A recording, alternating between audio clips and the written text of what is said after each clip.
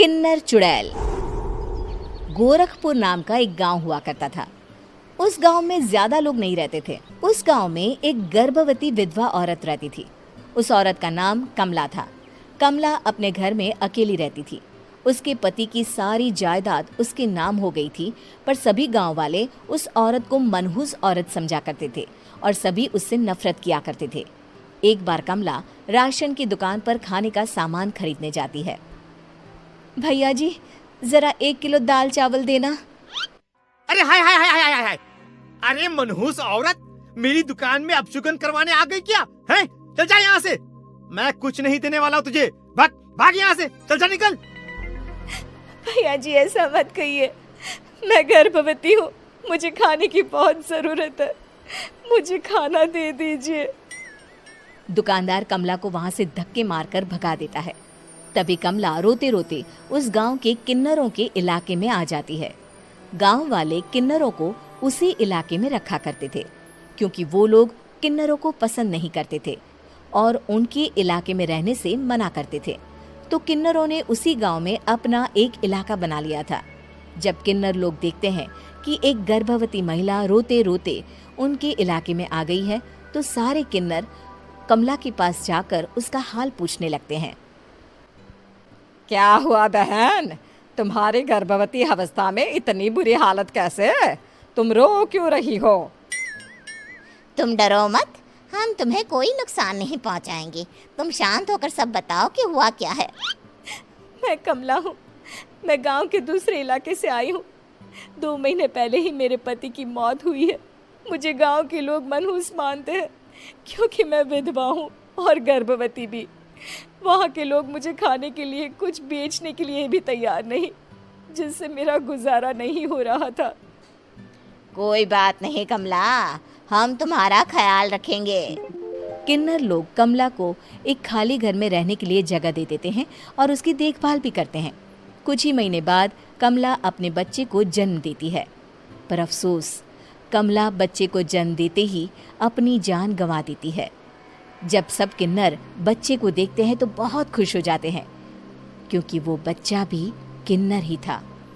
कमला ने एक किन्नर बच्चे को जन्म दिया था। अब इस बच्चे की देखभाल कौन करेगा? हम तो इस बच्चे को गांव के दूसरे इलाके में भी नहीं भेज सकते। और तो क्या हुआ, इस बच्चे की माँ नहीं रही तो हम इसे पालेंगे।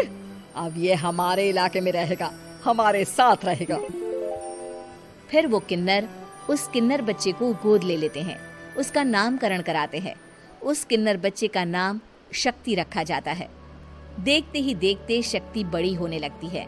उसके रंग रूप बहुत सुंदर थे। वो बहुत सुंदर किन्नर दिखती है। एक दिन शक्ति एक किन्नर से पूछती है, माँ जी सुनिए ना, ये गांव के दूसरे इलाके में भी तो लोग रहते हैं, तो हम वहाँ क्यों नहीं जाते?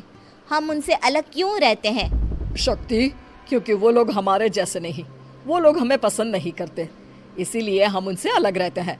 क्यों? वो हमें क्यों पसंद नहीं करते?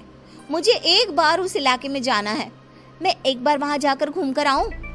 शक्ति, खबरदार, जो तू उस इलाके में कभी भी गई तो अपनी जान नहीं गंवाना चाहती तो उस इलाके में कभी कदम भी नहीं रखेगी, समझी? इतना कहकर वो किन्नर वहाँ से चली जाती है। शक्ति उस किन्नर की बात सुनकर बहुत रोती है। माँ जी, ऐसा कैसे कह सकती है? उन्होंने इतनी सी बात के लिए मुझे इतना डांटा। अब तो मैं उस इलाके में जरूर जाऊंगी। फिर एक दिन शक्ति गांव के दूसरे इलाके में चुपके से जाती है।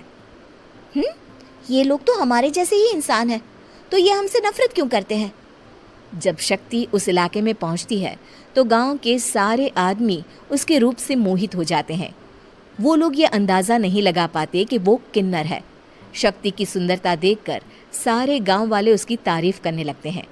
तभी गांव का चक्कर लगाने गांव के जमींदार का बेटा हर्ष वहां पहुंचता है। हर्ष भी दिखने में बहुत सुंदर होता है। जब हर्ष ने शक्ति को देखा तो वो भी उससे मोहित हो गया, और जब शक्ति की नजर हर्ष पर पड़ी तो वो हर्ष को देखकर मोहित हो गई।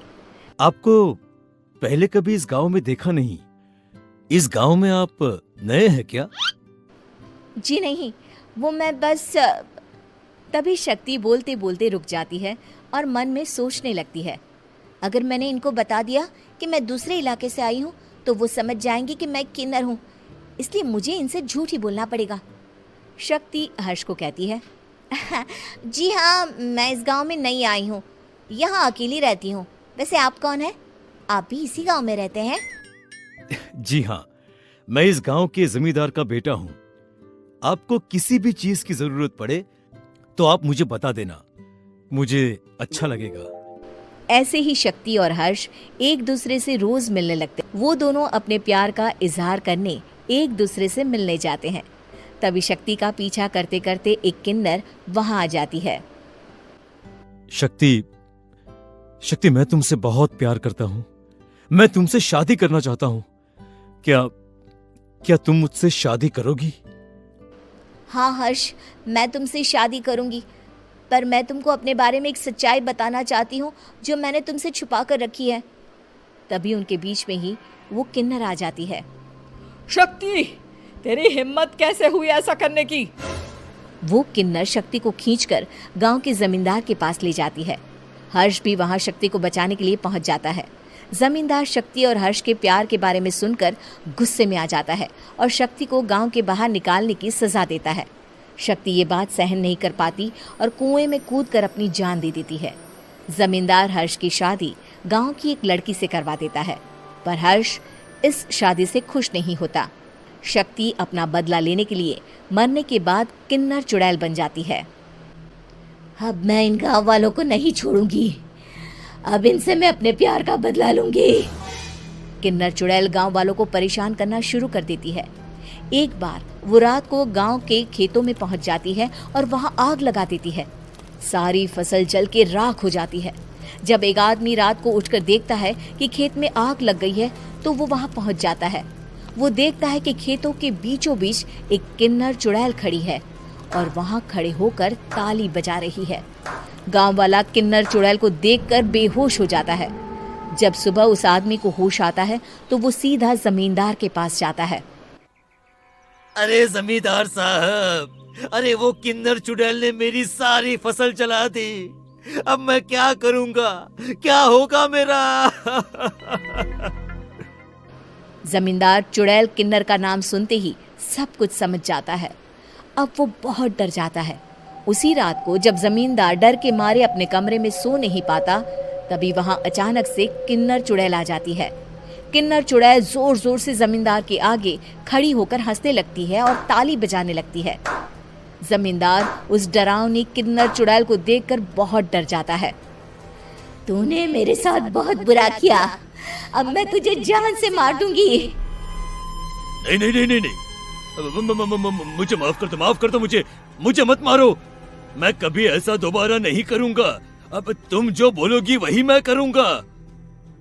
ठीक है, मैं चाहती हूँ कि किन्नर इलाका गांव के इलाके से जुड़े और गांव का कोई भी आदमी किन्नर समाज से द्वेष ना करे, उससे नफरत ना करे, नहीं तो मैं सारे गांव को मार दूंगी।